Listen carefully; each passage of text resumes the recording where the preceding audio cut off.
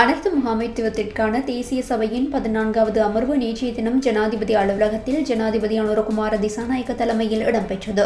அனைத்து முகாமைத்துவத்திற்கான தேசிய சபை 7 ஆண்டுகளுக்கு பிறகு கூடுவது விசேட அம்சமாகும்.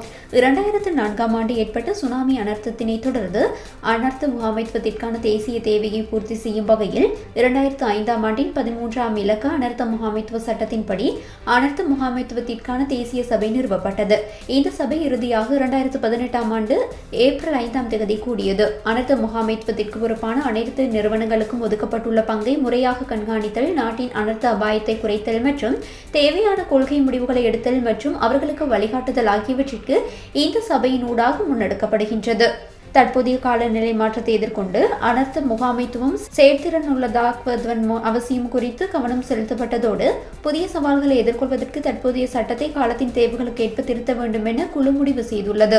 அத்தோடு அனர்த்த முகாமைத்துவம் மற்றும் நிவாரணத்திற்கான தற்போதைய நிதி வரம்புகளை திருத்துதல், தற்போது நிறுத்தப்பட்டுள்ள திட்டங்களை மீண்டும் செயற்படுத்த தேவையான நிதி ஒதுக்கீடுகள் போன்ற நடவடிக்கைகளை பின்பற்றுமாறு அதிகாரிகளுக்கு ஜனாதிபதி அறிவுறுத்தினார். தற்போதைய நிலைமைகளுக்கு ஏற்ப அனர்த்த முகாமைத்துவ சட்டத்தை புதுப்பிக்குமாறு ஜனாதிபதி அனுரகுமார திசாநாயக்க அதிகாரிகளுக்கு அறிவுறுத்தியுள்ளார்.